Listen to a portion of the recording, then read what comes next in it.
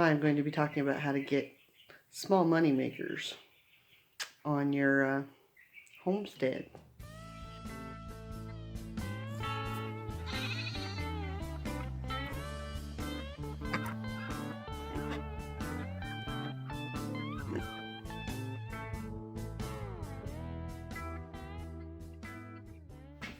So, a lot of these are based on the assumption that you have done some prep work and maybe have a little bit of land or a yard, because it's harder to do when you're in the city in an apartment. So, bear that in mind. So, I started doing a lot of these things on an acre, of a little skinny acre of land just on the edge of town. And I was allowed to do that. So you have to follow your laws and your zoning, and God help you if you have an HOA. But yeah, based on if you have some land or a yard. My first one I will talk about for getting some of this stuff. And I'm laughing because literally this is the only cash I have in the house. Everything's on a card. I would need to change that. Don't mind my messy table. See, I work a lot. Yeah, I got gloves and everything. First thing we're talking about. This you have to plan ahead for. And you can grow seedlings. So I've got here some peas and some salad greens. And yes, they're leggy. But they're something. Now, you got a package of seeds. And that's like a couple of bucks. And you can start January, February. I go by the Farmer's Almanac. When you're ready to grow, you know, they're 6 inches or so, nice big, nice looking little plant seedlings. You can go anywhere from $1 to $3 ish. Seedlings. I can't tell you how many are in there. It's got to be a good 50. And I already used them from last year. It says 4 ounces. This was $4.99. I've been literally planting off of these guys for 2 or 3 years. So these I gathered myself. They're actually a wild food. They didn't cost me anything. They make those pretty flowers. These are seeds collected from last year's plants. So this cost me nothing. It's mustard seed. That's free plants right there. These guys, they're all easy things to grow. I would recommend doing easy things too. $1.99. $2.29. And you get, make sure when you buy seeds that you don't get like 10 little seeds. The things are full up to there, about where my thumb is. So, and then the carrots, they're small. They're tiny little flat seeds. That's one you want to do with a pencil. Kohlrabies. Oh, here's a tip. Kohlrabies grow above the ground, but they are considered a root crop when you're planting. So if you're planting by the moon, you plant these the same times as potatoes or root crops. So that gives you an idea. You get like 50, just round it off, 50 seeds, and you're going to get $1 to $3 per plant. And this was expensive, was $6.99. That's not the norm. This is more the norm. It really depends on where and how you buy them. There's that. That's one way. And I don't use those little planting things. I stopped doing that my first year because that stuff gets expensive really quick. One way to make money is to lose money is go to Walmart and buy all those planting things. If you want to go that route, that's great. If you have a compost bin, one, you have your own soil. You just save money right there. 2, save all your little cups and your milk cartons and salad containers, and you have little greenhouses. So, like, you plant the dirt in there and you tape that on top. So, drink cups, espresso. You don't need to buy all these containers. Even the ones that have holes in them, these are a lid to a salad mix, okay? I paid $7 for that at the store. Anyway, eat the salad, I'm done. But there's these little containers with fruit in them that have holes in the bottom, so they drip, so I can still use those. So that's one money maker. And it'll happen in spring, and a lot of things will happen in spring. So even if you buy, your bottom line gets, you lose your bottom line if you buy all the stuff. So like Walmart, an 8-quart bag of potting soil. I'll put a link here in the comments down below. That will be, what, $5.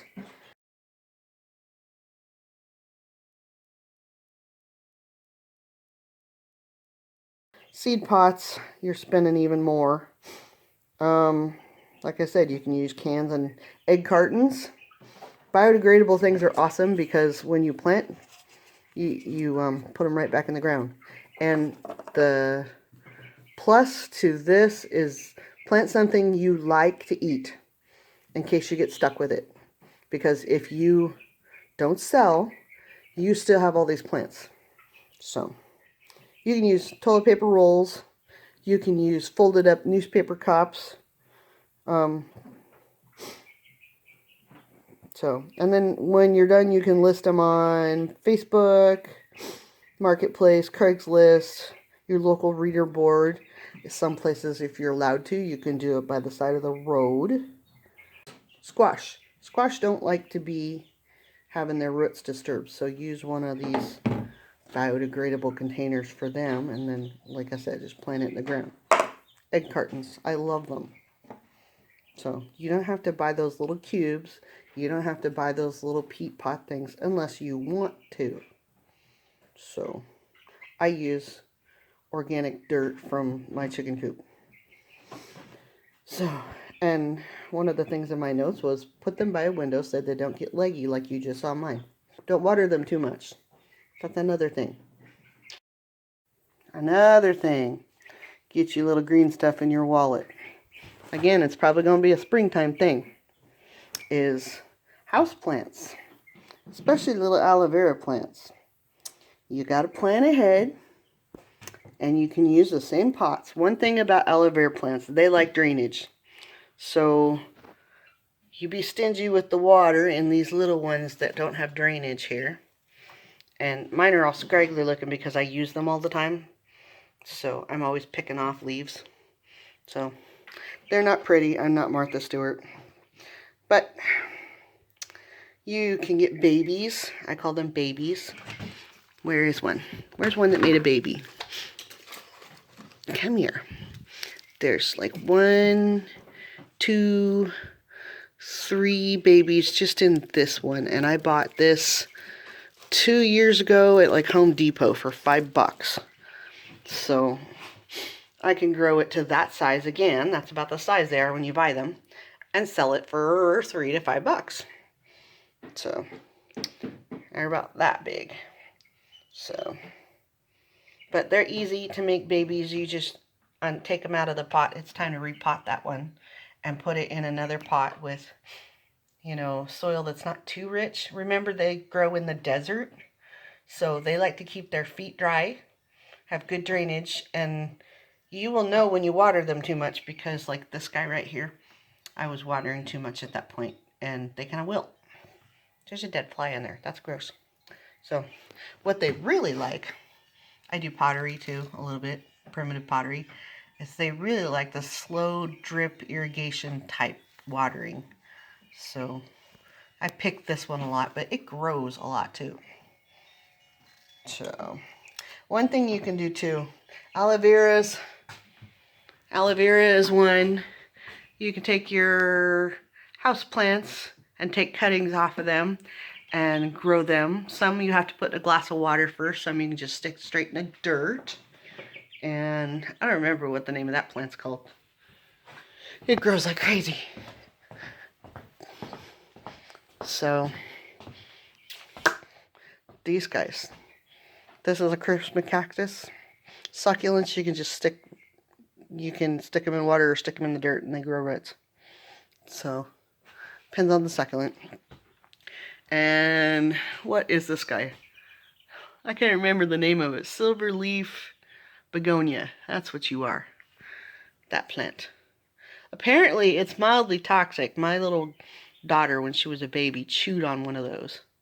And my dog has chewed on one too. And they're still alive. But the poison control said they'll just, you know, get an itchy lip or something. So, but this one, this particular plant, it will kind of grow in a dark place, but it also loves the windows. It'll do either or. And this one is really easy to propagate, and it goes crazy, and it's a big, impressive plant. Whenever pieces break off, which is often because my dog is an idiot, you could just take that leaf that broke off and stick it in a glass of water. And that's literally how I got this plant.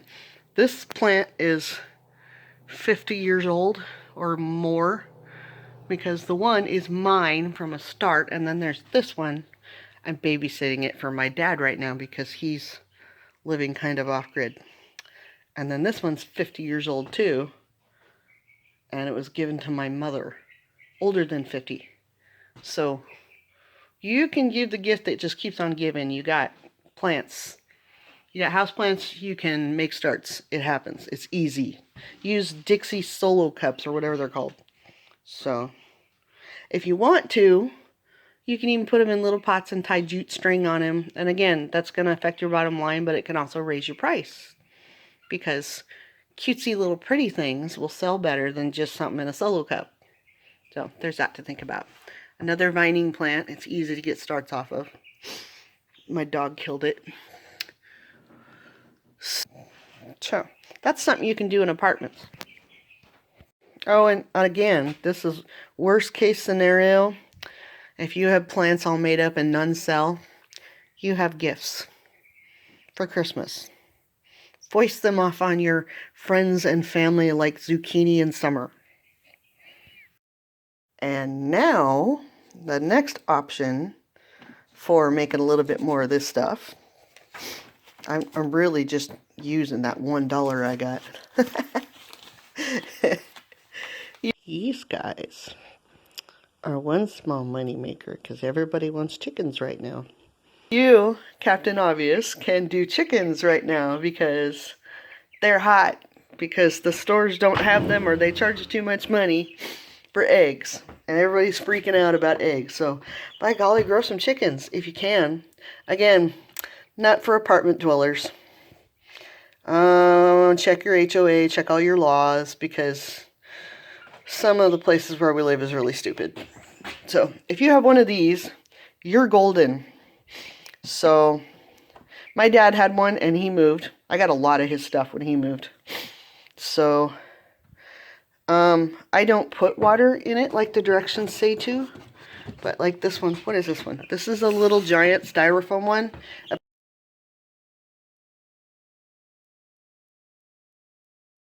Apparently the plastic or styrofoam ones have an issue with the eggs having a low hatch rate if you put water in it, because the chicks grow bigger and they suck in the water and drown inside their shell before they can get out. Something like that. But I'll give you a peek inside here. I literally don't do anything to this or do any settings at all. I plug it in and I go. And it came with this turner right here. So that takes 41 eggs. My chickens are laying. I have a rooster. You can go buy fertilized eggs. Again, your bottom line. But I mean, in the store, eggs are $8 a dozen where I live.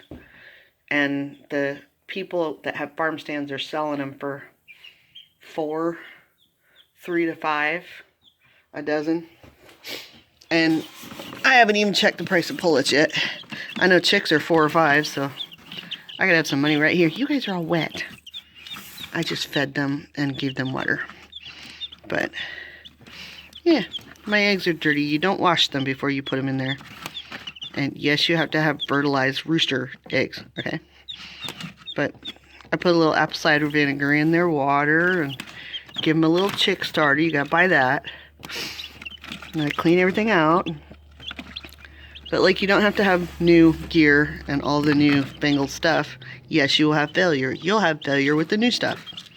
So, but when they get a little, when they're like 3 or 4 days old, I take them out of here when I make sure that all the eggs have hatched. Okay, gotta make sure that they stay warm in there. We're still 89 degrees.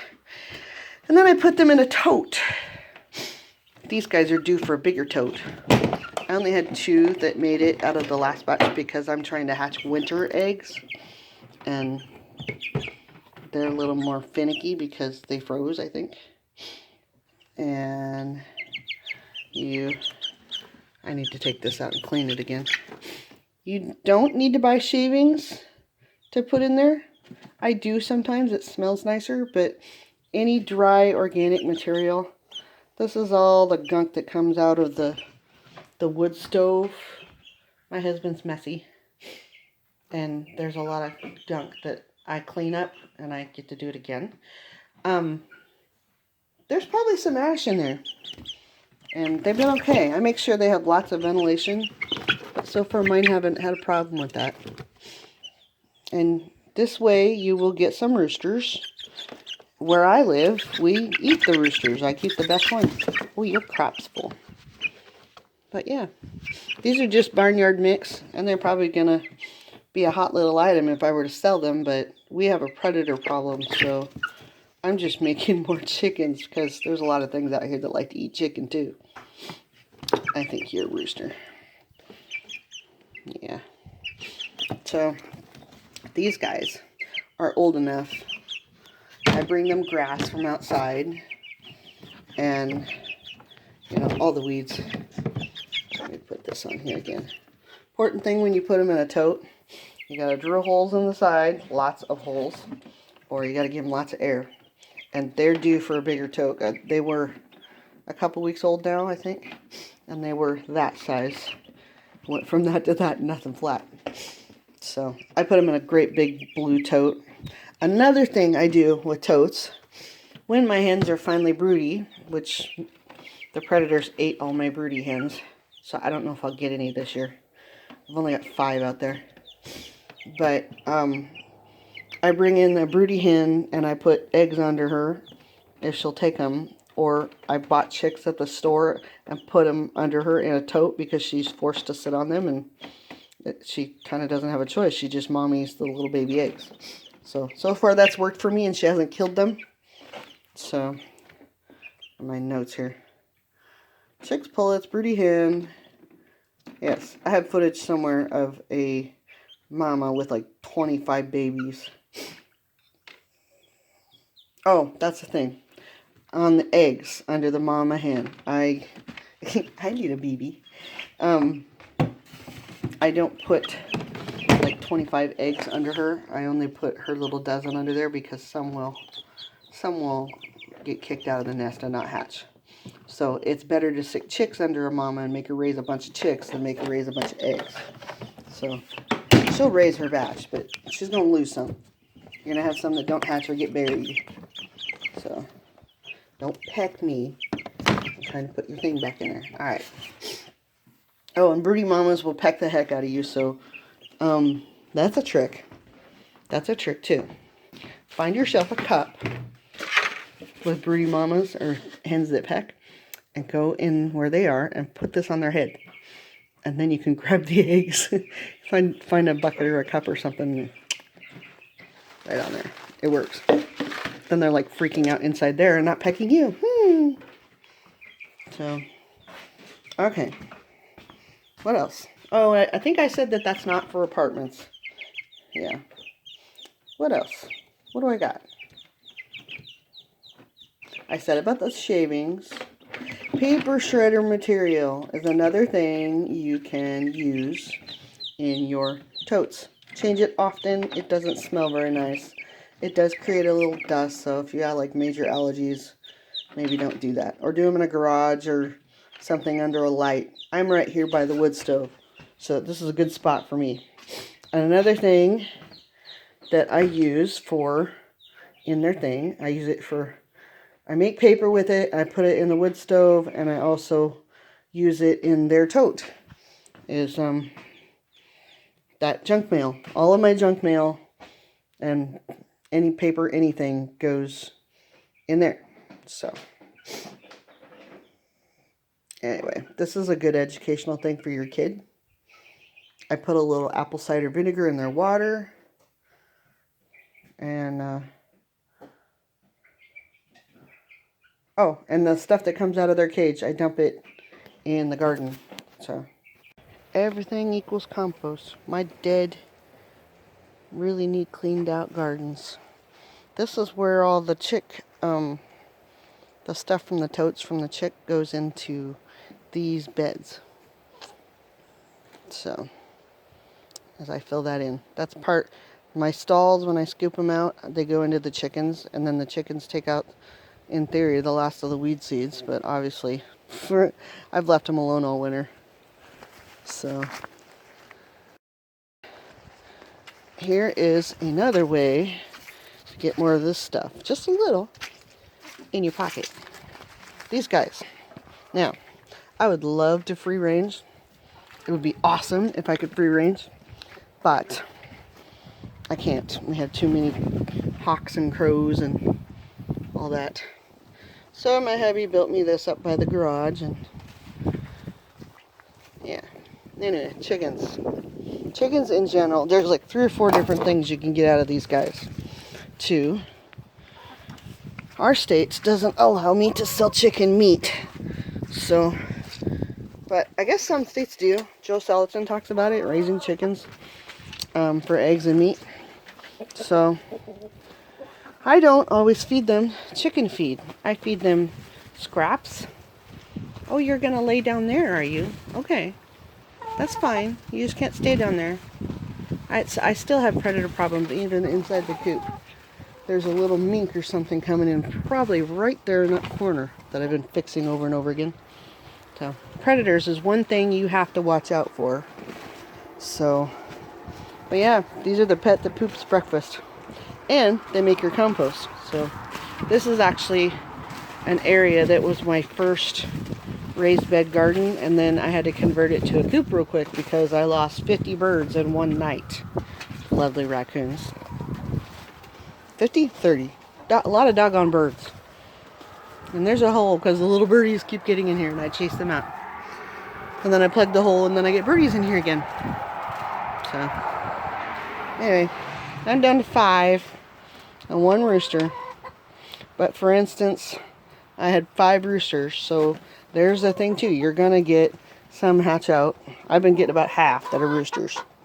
But even in the winter, they're still laying. And you get yourself a dummy egg, which mine's disgusting right now. I need to get out here and clean today. And tell them where to put the eggs, which is why they're down here trying to do it. And you keep it covered in hay. They always scratch all the hay out of the boxes. There's a lot of stuff that needs. You got to keep it clean. And you got to dig them a hole once in a while, and they will scrape all this compost out. And make really good compost for you. And give them a dust bath. So, they sell all these things at the store. You don't necessarily have to do that. I throw my fireplace potash in here. So, no dead chickens from that yet. So, and then keep them fresh water. We get a little rain here, and I put them in an old bathtub. And I had them in old bins, but then I tipped these up for them to have a little more shelter. It's kind of gross looking in here. It's winter. Everything is gross looking. So, and I had pigeons in here, but they got them. Whatever it was eating. It was eating everything on the ground that sleeps on the ground. So they got the ducks and they got the pigeons. So bear that in mind.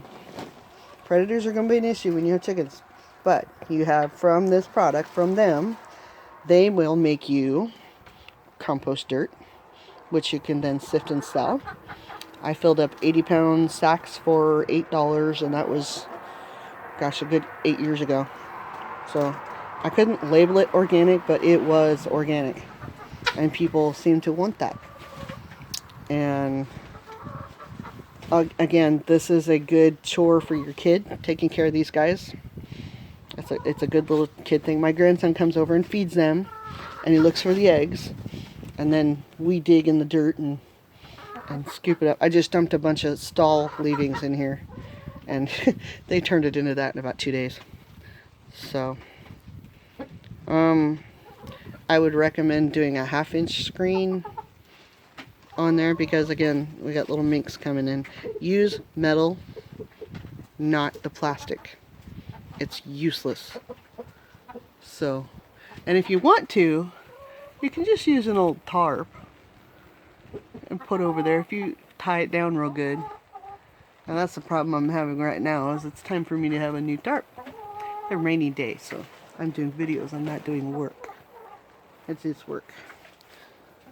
So, oh, another money maker, the dirt. Bring your wheelbarrow into the chicken coop and staple on 1/2-inch screen onto a 2x4 frame or a picture frame or whatever. Lay it over your wheelbarrow and sift your dirt. Do it when it's dry. And wear gloves. And the plants love it. I think I covered all that. All my compost from the barn goes in here, and I deliberately put the grain down here because I want them to scratch all this up. So, and they do. But right now they're too busy trying to make babies. Aren't ya? They're late layers. See, they don't like the boxes. They want to lay on the ground. So I have to watch them when I wait for their little chicken song. So, and they're not that expensive to feed. Oh, that's another thing too. I'll go show my compost bin. That's another way to, one, save money and make a little money. It goes all together, kind of. The chickens, both the little chicks and the ones outside, keep in the kitchen a compost bin. I use a little one because I take it out often, because I don't like to accumulate nasty smells. And if you eat pretty healthy, I mean, even if you don't, they'll eat anything, including each other. So, there's a cost-saving feed supplement. And that's what you get from them. You can sell those or eat those. Okay, one more money maker. For a little bit of money. If you're doing woodworking of any kind that has a lot of sawdust around, if you collect it, keep it, you can sell it.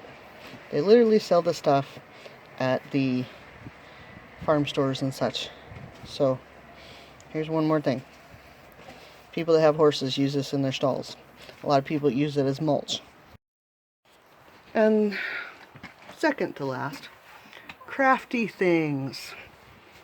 Not as much of an awesome money maker, but it depends on where you're at and who you're marketing to. Crafty things can get you what you need. I know we sure pick them up.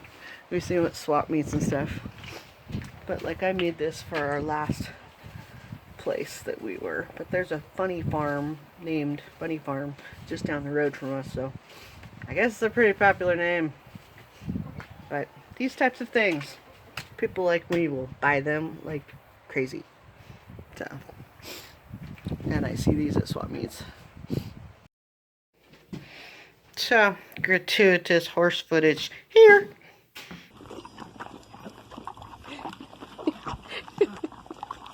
No, you don't get the whole thing.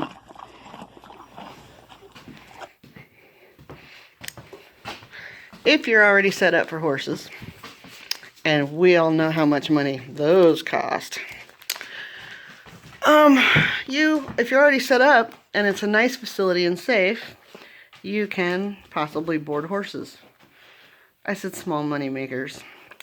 This one might come with some drama. You got people coming on your property. But again, it's more like if you want to pay for yours, you can help pay for yours using that. So there's that to think about. And gratuitous piggy footage here.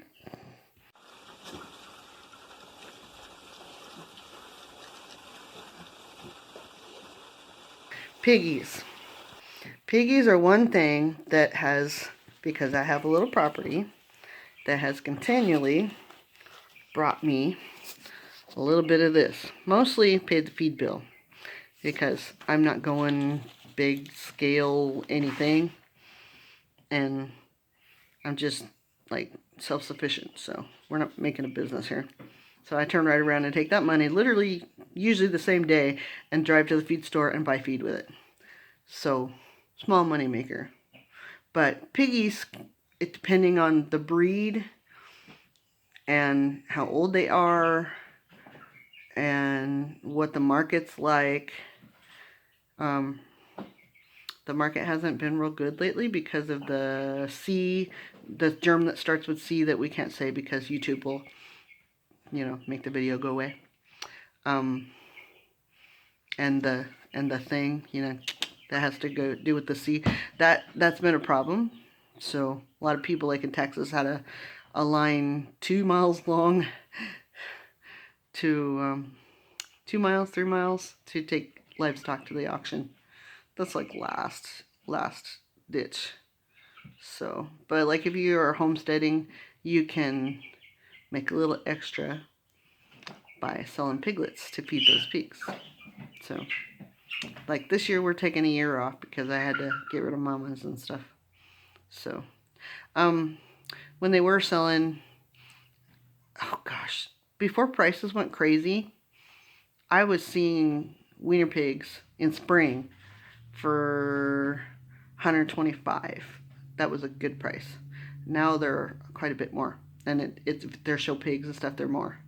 So, and I bought a sow that was a show pig that didn't make weight for $600, and she was ready to breed at 7-8 months. So that was a couple years ago. So that's the last time I bought a pig. So 2023, they're a little higher than that. For piglets, I'm not sure about sows, but like if you do small breed pigs, I know a lot of people knock on those, and a lot of people don't want to buy those. But again, if you do something that you like to eat, that you can do, if you're stuck with it, you can eat it. So it's a lot of work to process a big pig, especially when you can't get a butcher. Like I just tried to see if I could get a butcher. It's 2023. I called in January, and I called my butcher and several others, and I was told next January in 2024 I could get my pig in. I'm like, I need to take care of this now. I'm gonna have to do it myself. So my little breed pigs, they get to 150, 200 pounds. I can do that by myself because I'm 5'1" and I weigh 200 pounds, and I'm kind of a weakling. So I still use my tractor, but I can process one of those by myself when my husband's not home if I have to. The big breed hogs, it took 3 of us, 3 adults, myself, my husband, and my daughter, and she had to leave early. It took us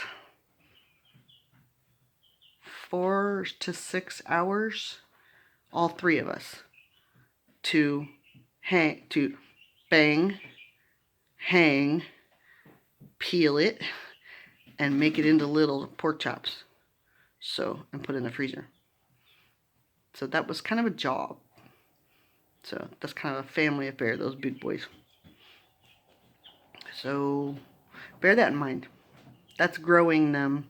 If you have babies, you're going to have to eventually process some type of grown-up hog because they stop making babies. I guess in the industry they do them in like 3 years. So for mamas that are done having babies. So yeah. Another thing you might consider to get a little bit of this stuff, please do it responsibly and check your laws. Wild harvesting.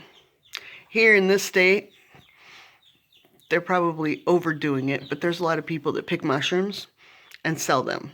So I have harvested here Ustia, which is old man's beard, and it's full of vitamin C.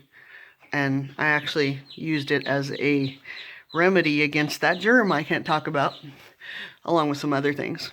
But you got wild harvesting you can do for that. And like in this state, you can only sell harvested things in their form. Like when I use it, I dry it and grind it up and make tea.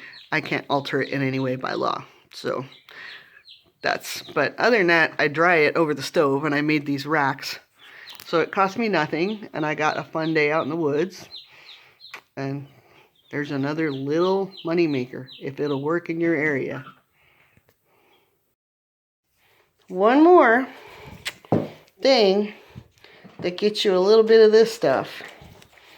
is crafty things. Crafty things is tricky. If you go to Michael's and buy leather, yarn, anything, Michael's or any Joann's, the craft stores, you're paying inflated prices for stuff that's, oh my gosh, it's spun plastic. But like this stuff, I'm gonna be making some gloves out of this stuff. Somebody gave me this. I think it's deer hide of some kind. So, but they said, hey, I have this old deer hide that's been laying around for years. You want it? I'm like, yes, because people find out I'm a crafty person and they're like, woohoo. So I'm gonna take you into my room of horrors / happy place. It's very, very messy. So anyway, crafty place. Messy. Remember all my cows I was processing? Right there. And in this state, you can do, what do they call that? Where you can, salvage. You can salvage a deer hide, or a deer in general on the road when they get run over. So you fill out a permit and then tell them that, because the government has to know everything you did. And tell them that you took a dead deer off the road. So we did that for dog food, and I have like, I don't know how many hides that I get to finish. So there's that, and I can use it in my crafty things. There's one source of materials. Another source of materials, I'm part of my mess. Every piece of clothing that gets holy comes up here to die. And then I use it for cutesy little quilts, which are, do I have one? Is my quilt in there? There, see, people give me yarn. So far I hadn't had to buy any. This is the latest one I was working on. I was working on a crazy quilt. So here's my husband's pants, my bathrobe, a sock, a sheet, more pants, a crazy tie that I made him promise that he would never, ever, ever wear again, and things like that. All in a crazy quilt. That's a good one for my grandson. And then people give me yarn, and I buy some. I do buy some. But this thing was the best thing I ever bought, was a knitting machine. This can make me a sweater in like 2 hours. So, can I sell them though? That really depends on your area. Remember all that junk mail? So, I grind it up in the blender and put it in a cookie tin outside in the sun in the summer. I have a real problem with not wasting things. But that's another one. No, that one doesn't have anything pretty on it. It might be higher than I can reach. Is it?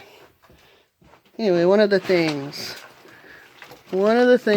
that I make out of those is this pretty journal right here. And let me open it up. And then I sell these things. This is some of that leather that was given to me. And then this is my junk mail. This is one of the plants for my garden. So far, none of this has cost me anything. Do you remember the clothes that come up here to dye? That's some fabric. This cost me $7 for a giant 7-inch tall ream of printer paper. And I dyed it with my dead coffee on my wood stove that was already running. So there's a small money maker, and you can find all sorts of ideas for crafty things online. Online, the competition's pretty stiff, I ain't gonna lie. So if you find some answers to that one, I'm all ears. But I take my yarn ends and I make yarn buster, stash buster hats a lot. And then I make cotton washcloths. These are great for the kitchen. I love them. And again, here's the catch. If you get stuck with this stuff, you have Christmas gifts. Done. That's literally what I did this year because I was broke. I made Christmas gifts. So I made everybody stocking hats on this machine. And these were my Yarn Buster beanies.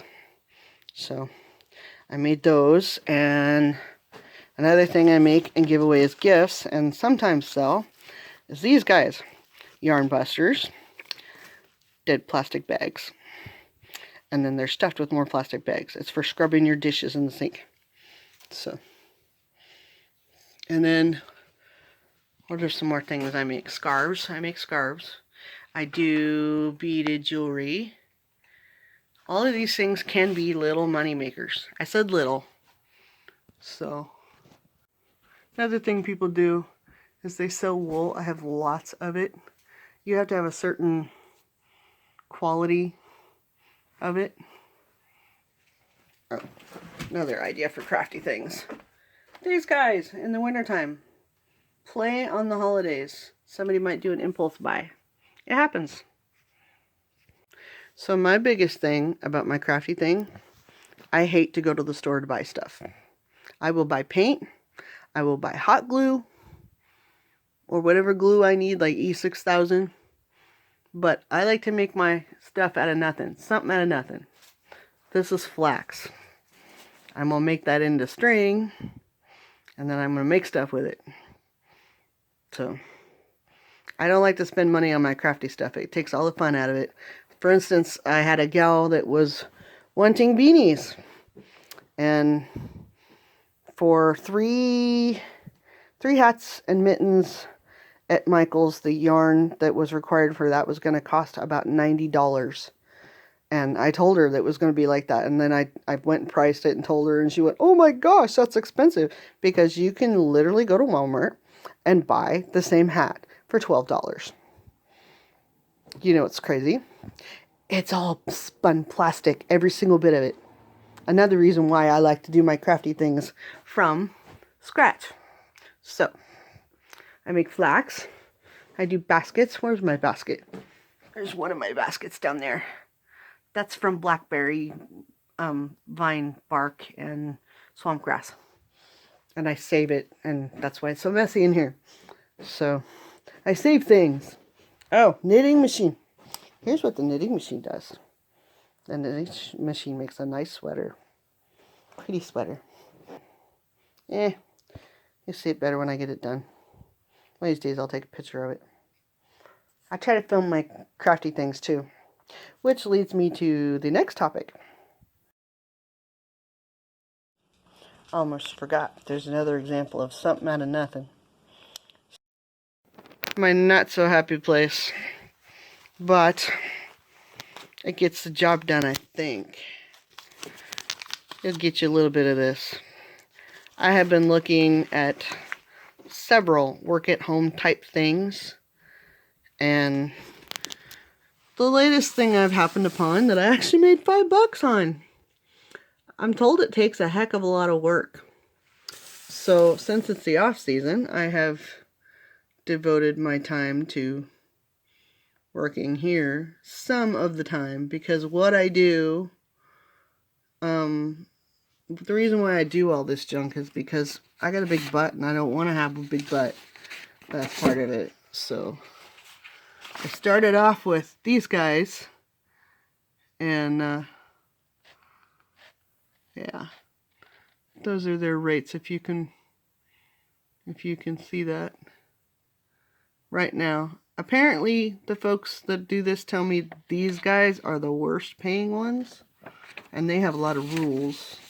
But there's a couple other ones. Impact. Mabley has several hundred businesses. So, I do it low tech right now. I do one of these deals. Or there's another clip I have, which you'll probably see in this video, that says, please save my marriage. This is how I feed my horses. Because literally, this is how I feed my horses. So, save my marriage so he doesn't leave me. That's a young picture of him. But I keep all my stuff on my wall. That is my reason why I'm here. And you'll see my husband's business things too. And I just keep my dreams in front of my face, you know. Affiliate programs are the latest thing that I'm doing. And someday I will get enough subscribers and followers to start making money from the forums and the social media themselves, hopefully. But short of going and getting a full-time job, which I won't be able to do at the same time as taking care of these animals, and all of the business stuff that I do for his business, I'd have to clear $1,700 a month. That's a full-time job for this area, and it's not going to happen with all of this other stuff. Something's got to give. So I'm looking at this, and I know that these things, these affiliate programs, pay less. Just like I used to do medical transcription. I've been looking for that too. I used to make about $600 a month on that. They pay less. They do. They pay you as a contractor, private contractor, and you got to do your own taxes and stuff. But that's not that hard. So I use TurboTax. Yeah, that's what we do. So I've been doing the, the group that I can't say the name of, those guys, for a couple weeks, and I made $5 and 2 sales. So, and I think I might have broke the rules to them, but I tried to correct it, and they didn't want to help me correct it. They said they couldn't look up links because I wasn't sure where I put them. So they just said keep doing it correctly. I might get booted off. I'm not worried about them. That was like the door in. I found a whole bunch more different ones. So I think that's about it. Yeah, there's lots of little small money makers. You just scramble. Sorry, I look like a dude today. It's the little things you can get a little bit of extra cash.